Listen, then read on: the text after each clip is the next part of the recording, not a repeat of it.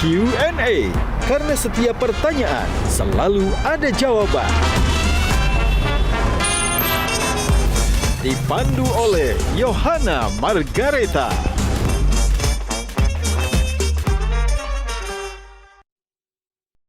Dipersembahkan oleh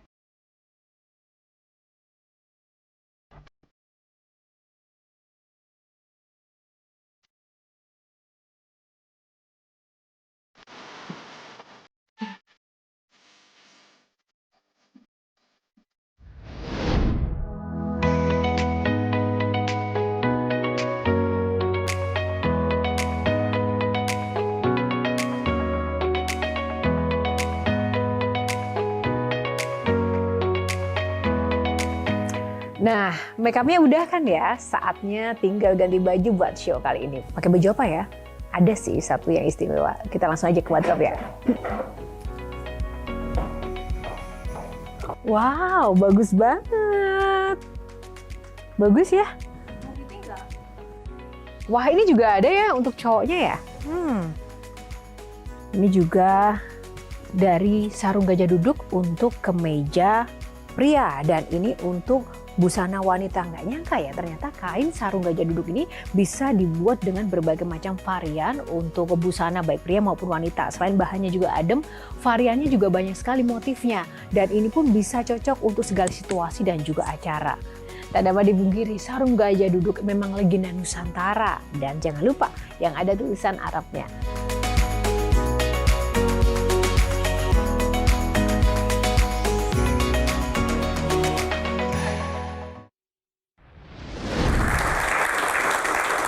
Halo pemirsa, jumpa lagi bersama saya Yohana Margareta di program eksklusif Metro TV Q&A. Karena setiap pertanyaan selalu ada jawaban. Pemirsa, malam ini Q&A kedatangan bintang tamu yang spesial. 25 tahun berkarir di bidang kedokteran, sosok yang satu ini sangat diandalkan menakodai sebuah organisasi dokter se-Indonesia. Seorang yang dikenal pekerja keras yang mengutamakan ikhlas dalam bekerja karena pesan orang tuanya. Langsung saja kita akan sambut bintang tamu kita malam ini, Ketua Umum Pengurus Besar Ikatan Dokter Indonesia, Dr. Muhammad Adib Kumaydi. Halo dok, apa kabar? Dok, ngomong-ngomong jadi Ketua ID itu tugasnya apa sih? Ya, jadi amanah dalam profesi di kedokteran ini tentunya adalah sebuah tugas yang kemudian melakukan sebuah proses pembinaan yang utama. Karena tugas organisasi profesi itu. Terus kemudian sebagai body of knowledge, kemudian bagaimana nanti ada namanya kolegium yang kemudian berada dalam satu naungan bersama Ikatan Dokter Indonesia untuk membuat, memproduksi, menjadi pabriknya, menjadi kokinya supaya dokter-dokter itu benar-benar sesuai dengan kompetensinya dan juga menjaga keselamatan pasien. Baik, kita akan ulas lebih dalam lagi. Terima kasih dok. Terima kasih. Baik, terima kasih dok dan juga rekan-rekan panelis. Kita akan langsung saja masuk pada aturan main Q&A kali ini. Banyak sekali topik yang akan kita perbincangkan. Ada 9 box dok, nanti silahkan dipilih saja box nomor berapa yang akan kita ulas satu persatu. Kita mulai yang pertama, nomor kesukaan favoritnya. Nomor berapa dokter? Ya, saya ingin memilih nomor 2 dulu. Oh, pilih nomor 2 ya. Oke, baik, langsung saja kita akan buka nomor 2. Hipertensi langsung. Nomor 2 bikin hipertensi. Ya, dok, di hipertensi ini kita ingin berbincang ya para panelis dengan isu-isu terkini yang mungkin membuat hipertensi atau pusing. Bahkan sebagai seorang ketua ID, hal apa yang paling membuat seorang ketua ID ini pusing dok dalam pekerjaan sehari-hari? Isu apa? Hal apa?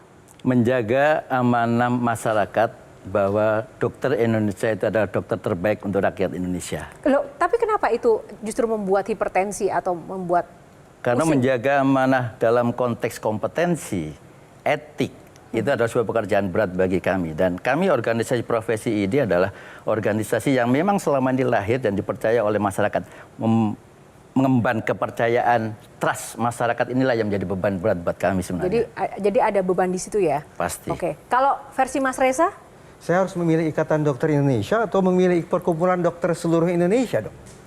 Kalau kemudian kita bicara dalam sebuah proses sejarah, ID lahir karena keinginan masyarakat pada saat itu di 1950. Karena lahir bukan karena kepentingan dokter.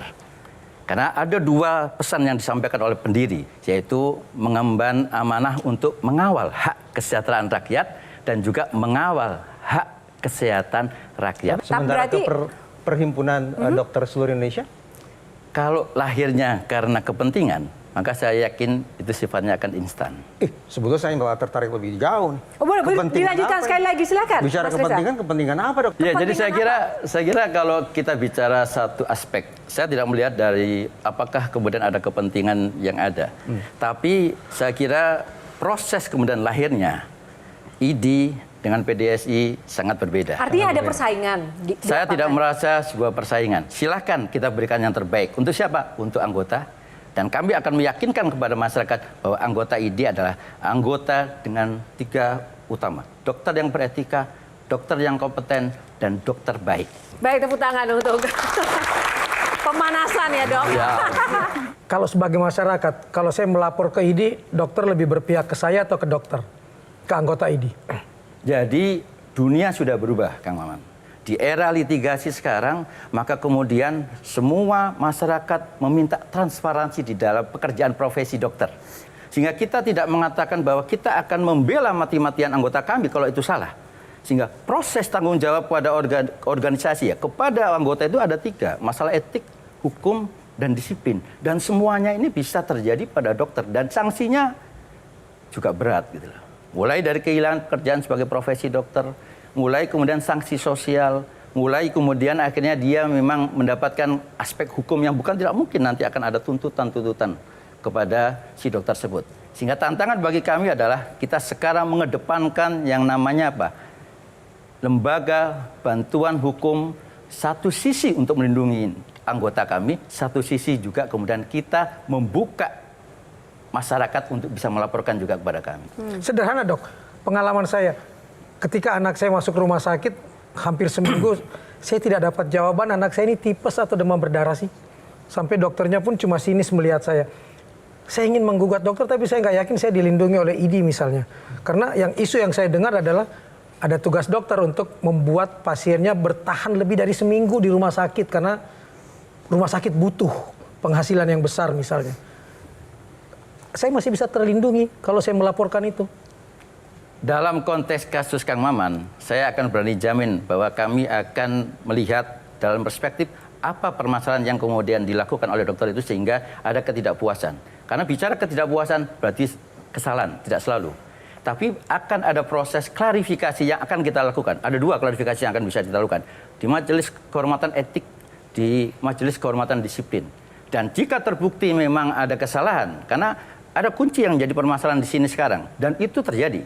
Dalam setiap laporan di MKDKI, Majelis Kehormatan Disiplin, problem utamanya dari dokter yang kemudian seperti yang dialami oleh Kang Maman, itu karena kurangnya komunikasi.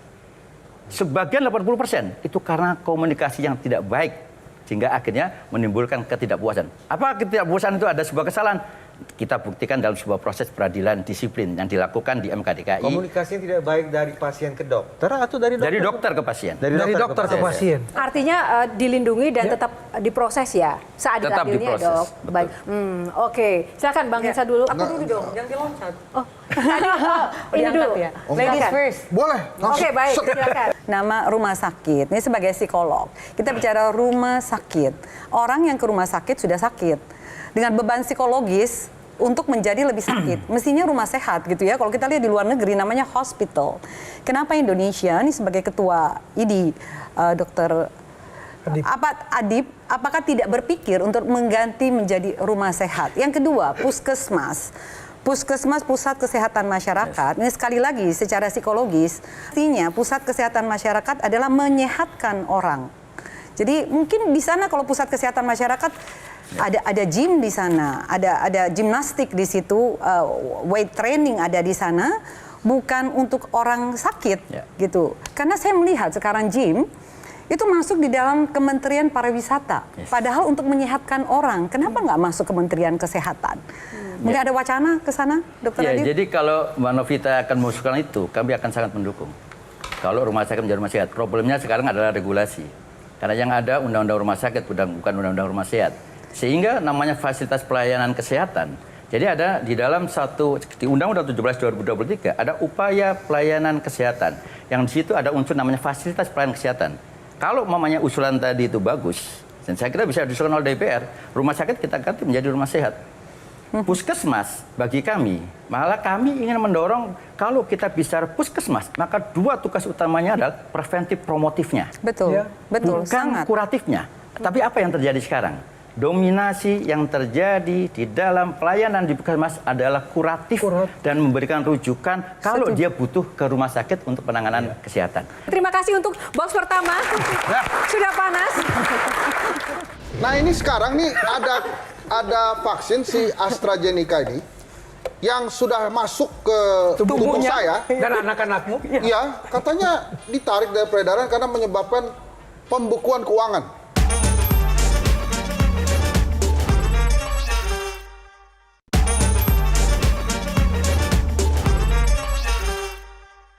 Dipersembahkan oleh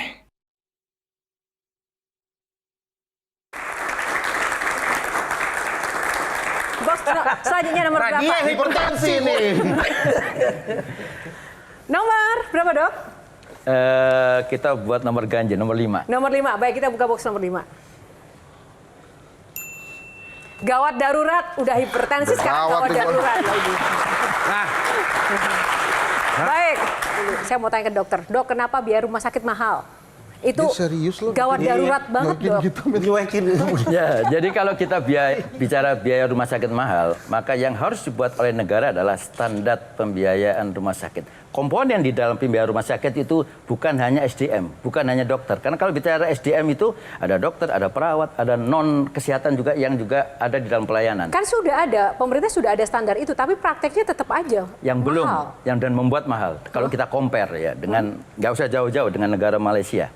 Yang kita compare dengan Malaysia, kenapa pembiayaan kesehatan kita mahal? Karena kita masih ada beban pajak di dalam pelayanan kesehatan. Beban pajak itu ada di mana? Harga obat, harga alat kesehatan, dokternya, rumah sakitnya. Jadi itu yang kemudian akhirnya juga membebani dalam sebuah nilai dari pembiayaan tadi. Kalau di suatu situasi yang darurat, tindakan dulu atau bayar dulu?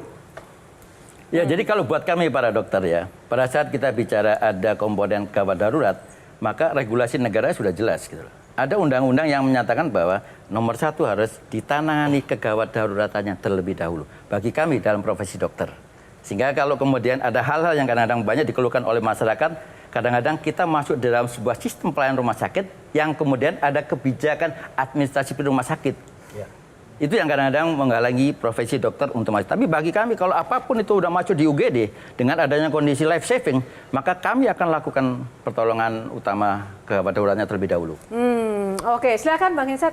Itu kan waktu kita COVID ya, kan vaksin tuh disediakan negara ya. Ya stres. Nah ini sekarang nih ada vaksin si AstraZeneca ini yang sudah masuk ke tubuh saya Dan anak-anakmu. iya, katanya ditarik dari peredaran karena menyebabkan pembekuan keuangan. Pembekuan darah. Ya kan kalau buku kita darah terus keuangan kita juga dong nggak bisa kerja. Karena pembukuan darah akhirnya keuangan juga jadi beku. Ya, jadi COVID itu adalah penyakit baru pada saat itu. Di semua negara pun belum tahu ini obatnya apa. Ya. Di awal-awal pun pada saat 2019 akhir sampai 2000 masuk di Indonesia katakanlah itu kita nggak tahu ini penyakit apa, obatnya apa. Sehingga penanganan pertama yang kemudian dalam konteks untuk supaya membentuk imunitas ya di dalam komunitas, maka itu adalah dengan memberikan vaksin. Nah, pemberian vaksin pada saat itu di semua negara, maka kalau kita menunggu sebuah proses yang namanya uji, ya pasti itu akan membutuhkan proses yang lama. Tapi ada fase yang kemudian bisa dilakukan, tapi tetap berdasarkan referensi ilmiah evidence-based medicine. Sehingga ada kewenangan namanya Emergency Use Authority yang dilakukan oleh negara. Tapi sekali lagi, namanya penyakit, namanya obat, di dalam setiap perkembangannya pasti akan ada sebuah proses riset. Oke. Nah, kalau sekarang riset itu ditemukan seperti itu, apakah kemudian ada dampak yang kemudian terjadi? Belum tentu.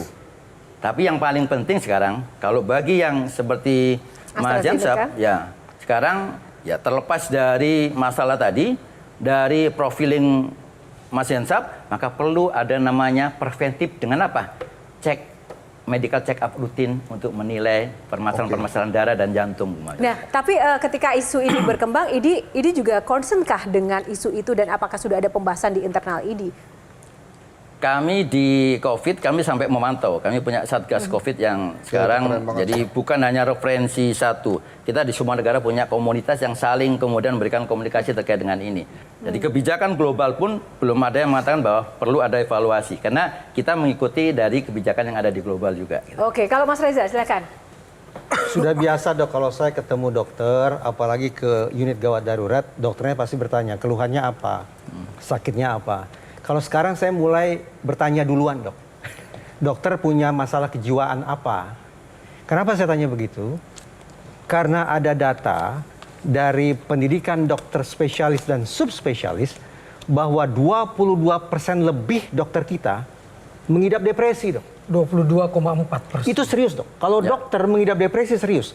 Tapi lebih serius lagi pasien yang diperiksa oleh dokter yang kena depresi. Terlepas dari kontroversi dari sebuah pembuktian uji survei, ini kan survei, 22% tadi, termasuk kemudian ada sekian ribu yang kemudian berpotensi tadi. Ya.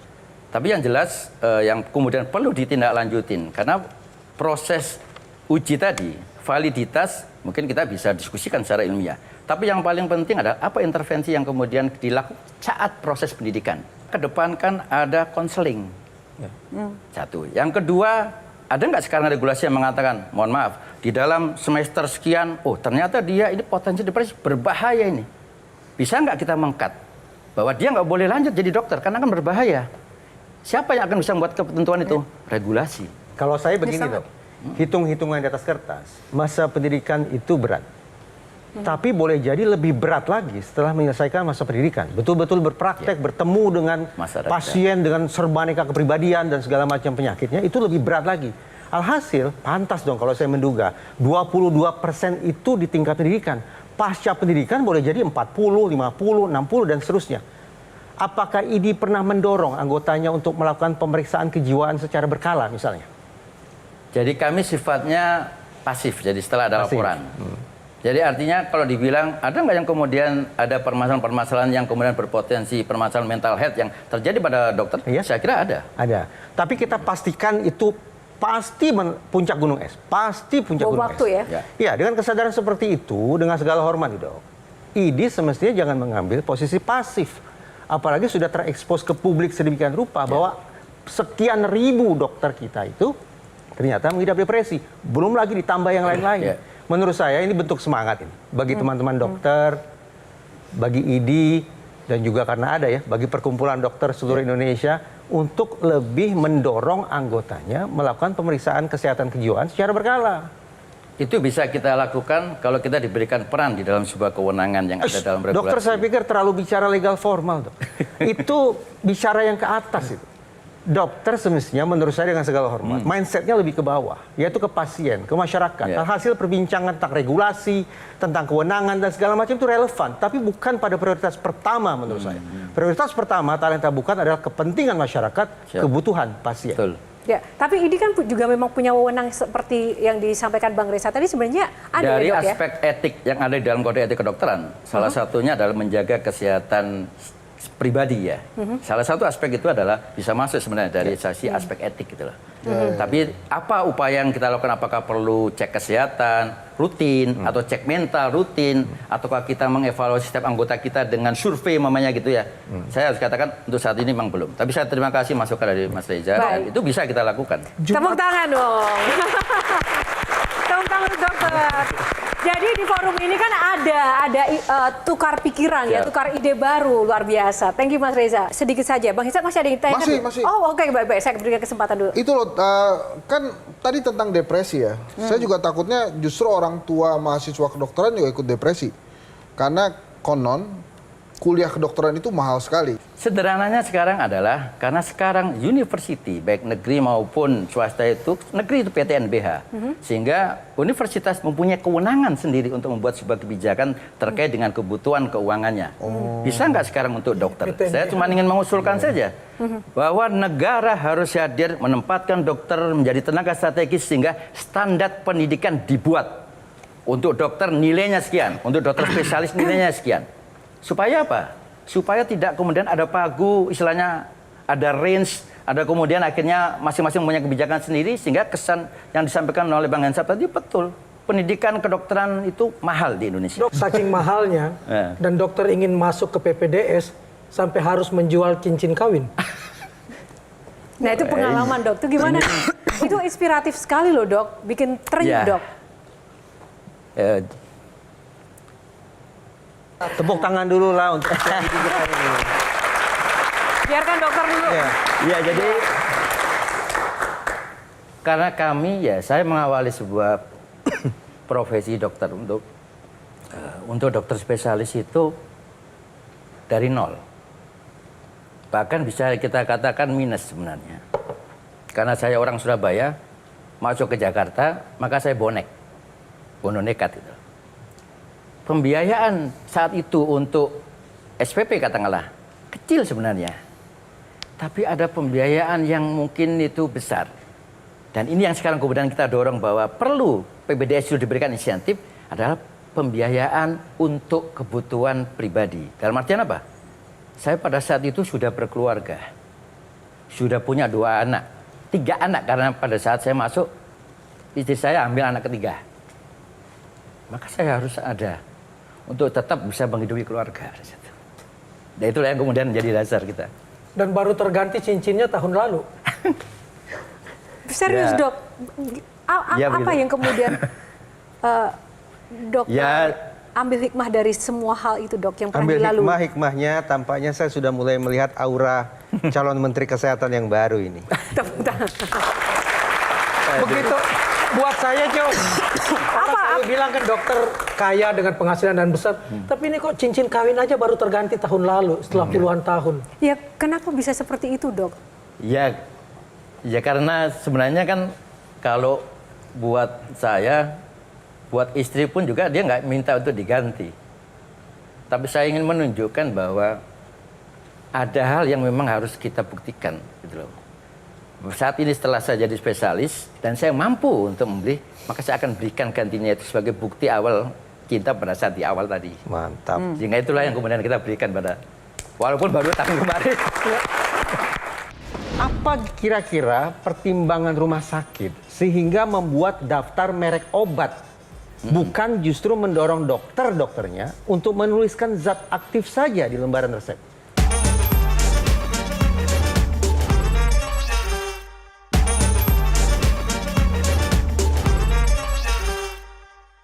Dipersembahkan oleh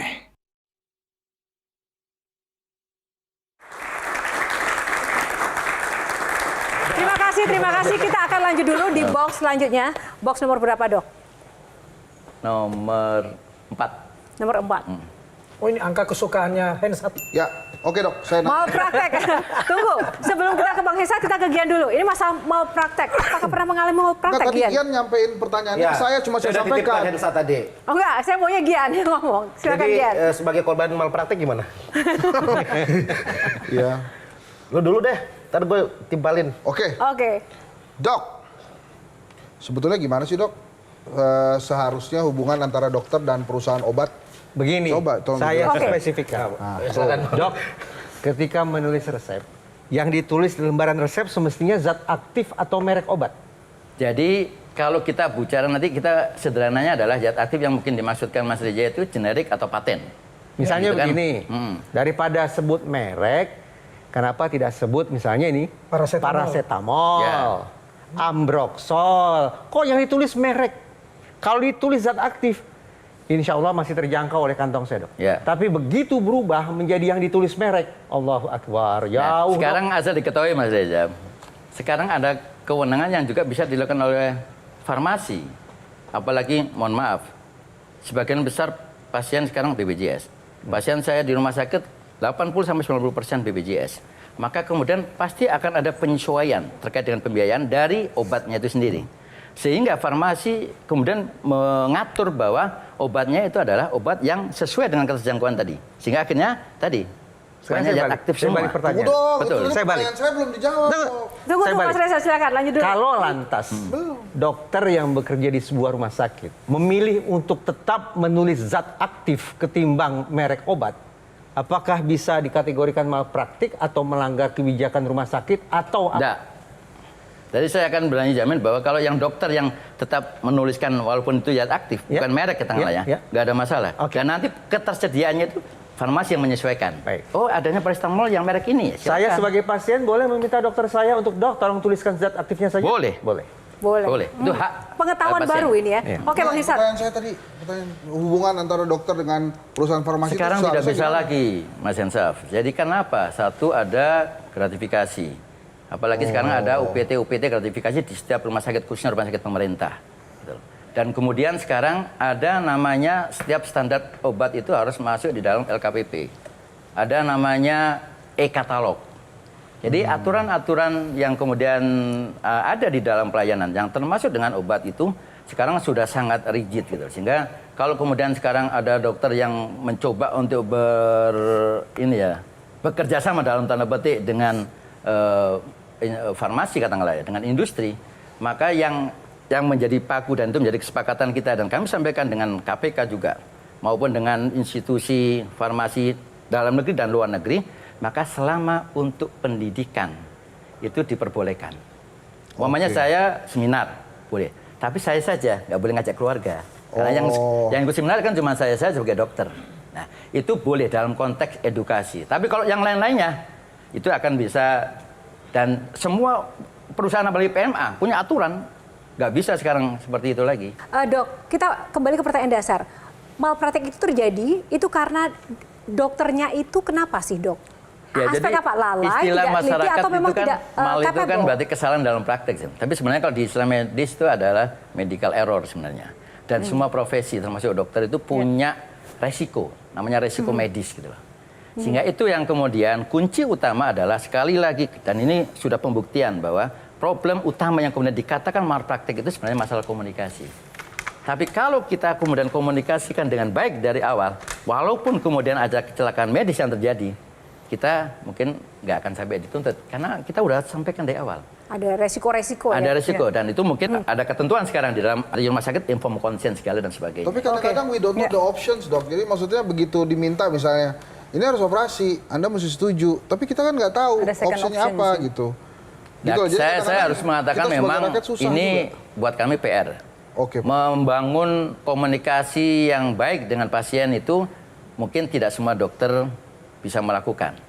Tapi bagi kami ini PR supaya kunci utama untuk supaya dokter tidak sampai terkena shoe oleh pasien adalah komunikasi yang utama. Nggak mungkin pasang CCTV ya, Dok ya, untuk pembuktian bahwa memang ini yang salah komunikasinya dokter atau pasien, sehingga kasus malpraktik bisa ditemukan jalan keluarnya. Malah sekarang yang terjadi adalah di setiap tempat praktek tidak boleh ada Tadi handphone. ada foto, ada handphonenya. Ada foto, ada handphone. Sekarang Bisa ada untuk ketentuan membuktikan- begitu. Untuk membuktikan dokter yang salah atau saya yang salah, Nasib.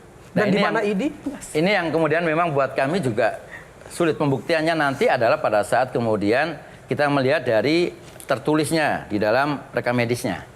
Jadi pembuktian di rekam medis itulah apa yang kemudian sudah dilakukan, apakah ada inform consent, flow-nya, tindakan operasinya, atau kemudian ada follow up atau tidak, itulah sebagai pembuktian disiplin profesi kedokteran Dok, tadi. data tentang jumlah dokter yang melakukan malpraktik itu disusun berdasarkan laporan. Betul.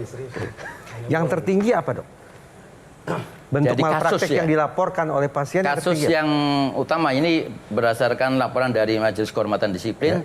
Yang pertama yang paling banyak adalah obstetrik ginekologi, kebidanan dan kandungan. Saya tidak boleh tahu lebih konkret ya?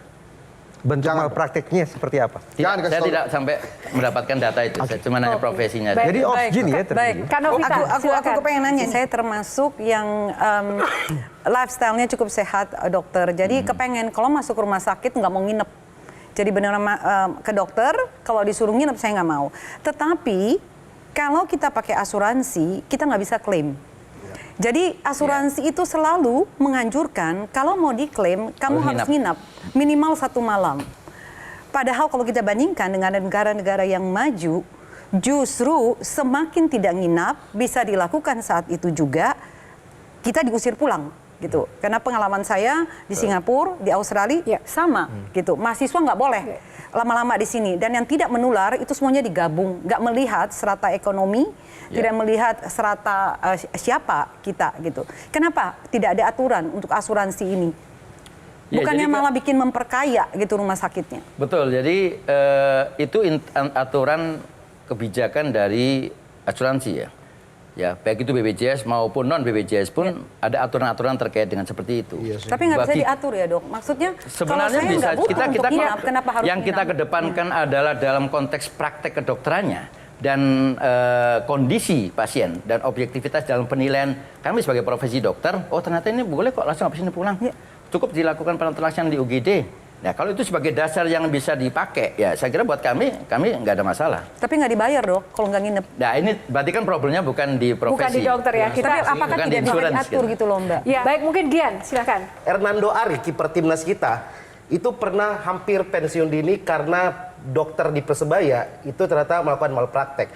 Nah, Persebaya aja sebagai sebuah klub sepak bola itu kecolongan. Nah, sebenarnya untuk nggak kecolongan ini, kita harus memperhatikan apa sih? Apa sih sebenarnya yang harus dilihat dari seorang dokter sehingga bisa kita percaya nih, ini kalau kita berobat ke dia nih, ini pasti oke nih. Karena Persebaya aja klub besar Indonesia kecolongan, dan Hernando Ari hampir pensiun dini dari timnas. Ya, jadi kalau kemudian kita memilih, ya, mamanya dalam konteks klub ya, ada nggak aturan dari PSSI mengatakan bahwa dokter yang ada di klub bola itu adalah satu, kalau umumnya dokter spesialis kedokteran olahraga ada, maka dokter spesialis kedokteran olahraga sesuai dengan kompetensinya. Yang kedua, dokter umum yang dilatih khusus tentang pengetahuan olahraga, apalagi kalau bila ya tentang bola minimal gitu lah. Nah, pelatihan khusus inilah yang kemudian kami pernah diskusi dan kami pernah buat pelatihan dengan PSSI pada saat itu. Karena apa? Pada saat itu sekitar 2015, sebagian besar pasien atau yang korban-korban atau yang ada pemain-pemain bola, kalau sudah cedera selesai. Kenapa selesai? Karena larinya bukan ke dokter. Larinya ke salah satunya mungkin ada ke beberapa alternatif juga. Nah, apa yang kemudian kita lakukan? Kita latih semua dokter untuk mengetahui tentang cedera-cedera olahraga tadi. Nah, itu yang kita inginkan sebenarnya. Sehingga siapa yang bisa melegitimasi bahwa oh, dia ini adalah ini. PSSI bersama dengan organisasi profesi yang tahu kompetensi yang harus diberikan kepada dokter yang tahu tentang bola. Jadi bukan hanya dokter saja, enggak. Atau bahkan mungkin bukan dokter, ada fisioterapis saja. Atau malah bukan fisioterapis, ada masases aja yang bagian untuk tukang pijat aja. Nah, ini yang saya kira perlu ya, karena beberapa kasus kami mendapatkan memang akhirnya kasihan, jadi mati karir. Baik, tepuk tangan tuh dokter. Kehilangan orang tua itu seperti kehilangan orang yang menjadi penguat kita. Karena beliau selalu sampaikan, saya hanya bisa mendoakan.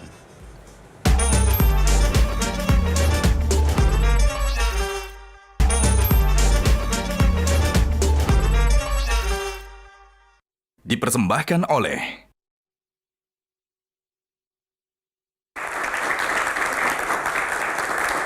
Oke, sekarang kita pilih box selanjutnya, Dok.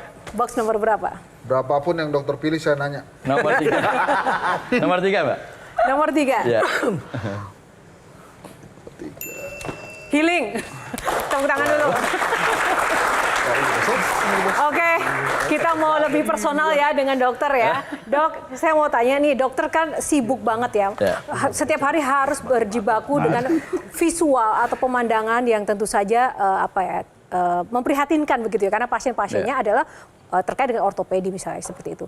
Nah, dokter pernah merasa depresi atau mungkin stres dan healingnya apa dok kalau dokter? Ya, kalau saya kebetulan saya memang tidak suka dalam satu posisi, mamanya saya jadi dokter ketemu pasien tidak bisa. Saya pergi ke rumah sakit terus pulang dari rumah sakit tidak bisa seperti itu. Sehingga kenapa kemudian saya menjadi aktivis organisasi, kenapa kemudian saya itu berinteraksi ketemu dengan banyak orang, kenapa saya juga harus ngajar juga. Itu dalam satu upaya, salah satunya adalah sebenarnya mencegah depresi atau healing tadi, supaya kita ada healing. Karena semakin kita bisa berinteraksi dengan semua kelompok itu saya anggap itu healing. Gitu. Dan pada saat kemudian saya sebagai di ID, ada hal yang mungkin buat kami menarik. Kalau saya paling sering ke daerah, dari Sabang sampai Merauke, saya paling sering ke daerah-daerah. Kenapa? Saya berinteraksi dan ada satu momen yang menurut saya itu bagian dari healing saya adalah di situ kita bisa nyanyi bareng. Kapan dokter itu merasa lelah? Ya pasti ada lah lelah ya. Tapi alhamdulillah buat kami terlepas dari segala permasalahan dinamika yang saat ini dihadapi oleh kita di Ikatan Dokter Indonesia, masih banyak di sekeliling kita yang mensupport. Itu buat kita itu. Nah, bicara soal support, kita akan perlihatkan foto yang satu ini. Dokter, apa makna dua sosok di samping kanan kiri dokter ini? Itu ayah dan ibu yang udah meninggal. Dan ada pesan sebenarnya yang selalu disampaikan oleh ayah saya itu adalah, kamu jadi dokter itu enak karena punya dua pahala yang kamu dapatkan. Yang itu mungkin ya tidak ada di profesi yang lain. Karena kamu akan mendapatkan satu sisi adalah pahala karena kamu bertugas, kamu menyembuhkan, kamu diberi uang. Tapi yang utama adalah pada saat kamu didoakan, apalagi pada saat pasien itu sembuh, itu adalah pahala yang mungkin di profesi lain itu kamu tidak dapatkan. Kang Maman, silakan. Kang Maman dulu. Saya ingin kembali ke foto, Dok. Ya. Salah satu proses healing saya adalah mengingat kebaikan orang tua saya. Tapi ada dosa yang saya tidak bisa lupakan karena saya tidak bisa mendampinginya ketika akhir hayatnya. Dan itu juga yang dokter alami ketika Kiai Haji Gufron Solikin yang sangat disegani di Lamongan tidak bisa dokter dampingi ketika pergi. Ya, jadi itu yang menurut saya juga penyesalan ya. Karena 2 hari sebelum meninggal udah dikasih tahu sama ibu sebenarnya. Ini abah nggak akan lama kayaknya. Oh ya nanti saya akan pulang hari Sabtu.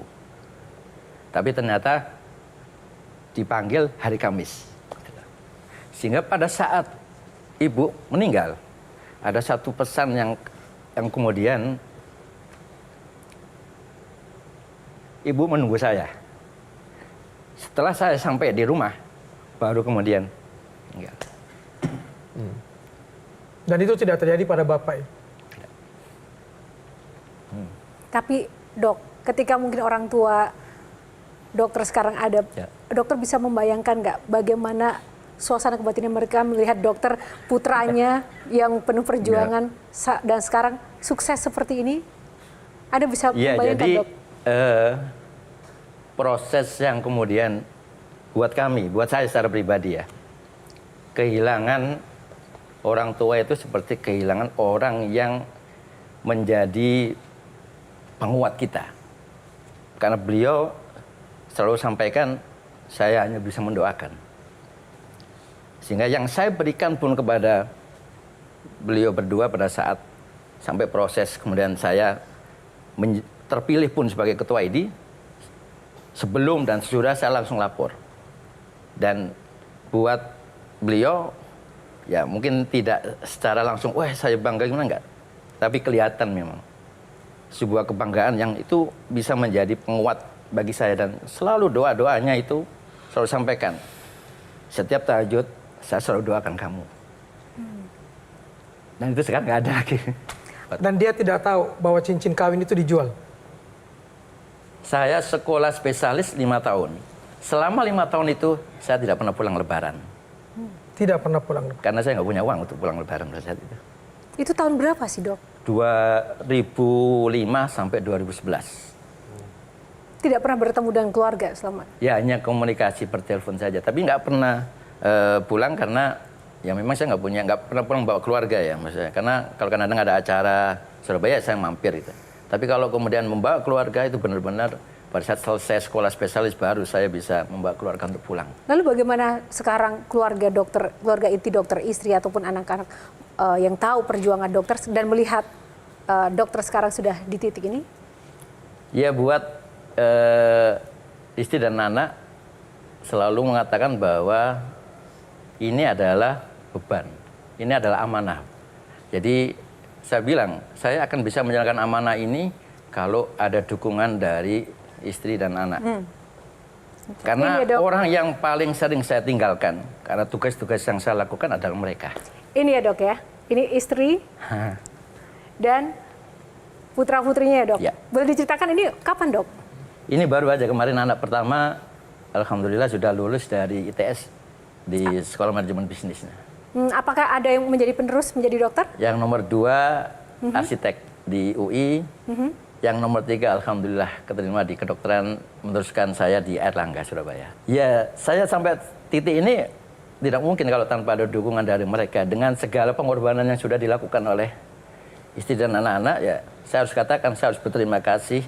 Karena tanpa mereka saya tidak bisa seperti saat ini. Pengorbanan terbesar apa sih dok yang dokter merasa tidak akan pernah tergantikan gitu yang sudah dilakukan oleh anak-anak maupun istri? Waktu sebenarnya. Saya mungkin tidak bisa memberikan waktu yang banyak kepada mereka.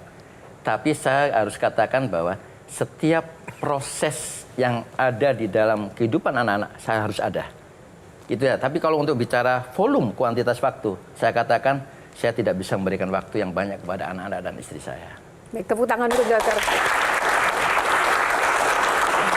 Baik, terima kasih dok. Saya kasih kesempatan terakhir untuk para panelis sedikit saja. Sedikit aja. Dari Gian, Gian, apa mungkin ada pesan atau mungkin titipan pesan untuk dokter? Mumpung ketemu sama Ketua ID. Pesannya sih dok, kayak mungkin rangkuman yang tadi, semoga biaya berobat di Indonesia tidak memberatkan masyarakat sih dok. Karena kesehatan adalah paling penting nih di masyarakat sekarang. Itu aja dok. Ya, sampaikan pesannya ya dok. Terima kasih Mas Gian. Oke, Bang Hensat. Dok, saya termasuk menganggap diri saya yang orang yang beruntung karena salah satu keluarga saya ada yang berprofesi sebagai dokter. Nah, harapan saya semoga dokter-dokter yang lain itu seperti dokter atau Pak D saya yang menangani pada saat saya sakit, lebih kekeluargaan, lebih bersahabat, dan yang penting mau mendengarkan pasien, dok. Ya. Terima kasih ya. Baik, terima kasih Bang Hensat. Kalau buat Silakan. aku sih Mbak Yohana, Dokter Adib, harus banyak dokter-dokter yang punya hati untuk melayani seperti Dokter Adib. Dan yang kedua, yang mau menabur kebaikan dan menabung di surga, pahala untuk di surga. Karena kalau punya dengan dokter yang punya empati seperti ini, saya yakin ID akan menjadi lebih baik ke depan. Ya, Baik, terima kasih Kak Novita. Sukses. Kita ke Mas Reza dulu. Februari 2024, Gedung Putih di Amerika Serikat mengeluarkan rilis resmi tentang kondisi kesehatan Presiden Joe Biden. Hasil pemeriksaan 9 dokter spesialis semua dibentangkan untuk publik. Saya menarasikan hal serupa dilakukan di Indonesia, terhitung sejak berlangsungnya Pilpres tahun ini. Saya sungguh-sungguh berharap dokter dan ID bisa mendukung narasi yang sama. Baik, terima Mas. kasih Bang Reza. Silakan Kak Maman. Saya berharap rumah sakit dan dokter lebih mengutamakan paradigma promotif dan preventif daripada kuratif. Itu yang pertama. Dan yang kedua, yakinkan kami supaya kami tidak takut pada dokter dan pada rumah sakit. Terima kasih. Tepuk tangan. Terima kasih para panelis. Silakan dok untuk closing statement-nya. Ya, jadi kami ingin sampaikan kepada masyarakat, ya, dalam forum kali ini setelah juga mendengarkan masukan wakil-wakil dari masyarakat yang hadir pada saat ini, maka kami akan sampaikan memang dokter Indonesia itu harus bisa memahami, ya, kondisi, memahami hati dari masyarakat dalam rangka untuk membangun trust, kepercayaan kepada masyarakat. Tantangan pada profesi dokter, pesan yang harus kami sampaikan kepada teman-teman dokter di Indonesia, tingkatkan empati kepada pasien. Hargai pasien dan tempatkan pasien itu sebagai subjek, bukan objek. Jadikan pasien itu adalah mitra untuk kita sama-sama bisa berkomunikasi dengan baik. Kalau itu kita bisa lakukan, saya yakin kepercayaan pada masyarakat, kepada dokter Indonesia itu akan semakin tinggi. pada saat kepercayaan masyarakat itu akan semakin tinggi kepada dokter Indonesia, maka kita akan berani menjamin bahwa dokter Indonesia adalah dokter terbaik untuk rakyat Indonesia. Baik, terima kasih dokter. Sekali lagi terima kasih yang setinggi-tingginya untuk dokter, waktunya di tengah banyak sekali jam kesibukan, tapi sudah berkenan hadir di Q&A, dan juga para panelis dengan segala kesibukannya sudah mewakili masyarakat dari berbagai macam kalangan untuk menyuarakan ya ide-ide, buah pikiran dan juga keresahan-keresahan yang ada. Dan kita doakan dokter dan juga Idi tetap sukses untuk juga mengemban tadi harapan masyarakat. Dan juga rekan-rekan mahasiswa dan juga pemirsa yang sudah menyaksikan, tepuk tangan. Semoga episode kali ini menginspirasi Anda dan juga ada pertukaran ide dan juga pembelajaran bagi kita semuanya pemirsa. Dan tentu saja tak lupa saya juga mengucapkan terima kasih untuk Sarung Gajah Duduk Legenda Nusantara yang ada tulisan Arabnya yang telah menyediakan baju yang saya pakai pada episode kali ini. Atas nama tim yang bertugas, saya Yohana Margarita undur diri. Sampai jumpa di episode Q&A selanjutnya, karena setiap pertanyaan selalu ada jawaban. Terima kasih.